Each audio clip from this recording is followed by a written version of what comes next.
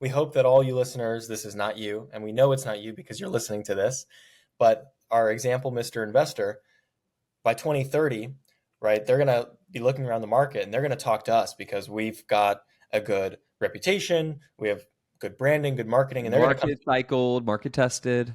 Sure, we've got all the makings of a great sponsor that you should partner with. And so in 2030, they're going to reach out to us and say, "Hey, I'm interested in investing now. I've heard great things about investing in multifamily. In 2022 it didn't work out for me, but that's almost 10 years ago. I think I'm ready to go now." And we'll say, "You know what? Wonderful. We are investing in lower leverage, higher quality assets, long-term holds because we feel like the market is kind of at a more top rather than the bottom. And so we're projecting, let's say, 7, 10-year holds and a 12% IRR." And they're going to say, "What? I didn't get into this multifamily game for a 12% IRR. I want to 2x my money in 3 years."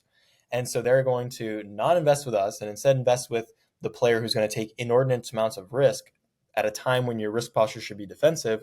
And they're going to be doomed to repeat the cycle again and have a bad outcome when the cycle again resets. And then they're going to be scorned. And then it's going to be over and over again. And this is exactly, hold on, let me finish my points here. This is exactly the psychological process, the cyclical psychological process that condemns an investor to buy high and sell low forever.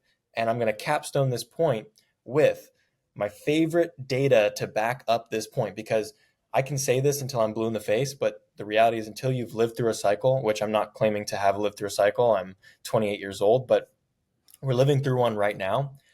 But it's so hard to convince someone of this until they've really lived it, until they've felt it. But a really good data point is the Magellan funds, which were headed by Peter Lynch. Peter Lynch is one of the most famous mutual fund investors of all time. And he took over the Magellan funds in 1977 and he managed them until 1990. He has one of the best track records in investing history because his funds that he managed through that period of time had an average return of 28% per year.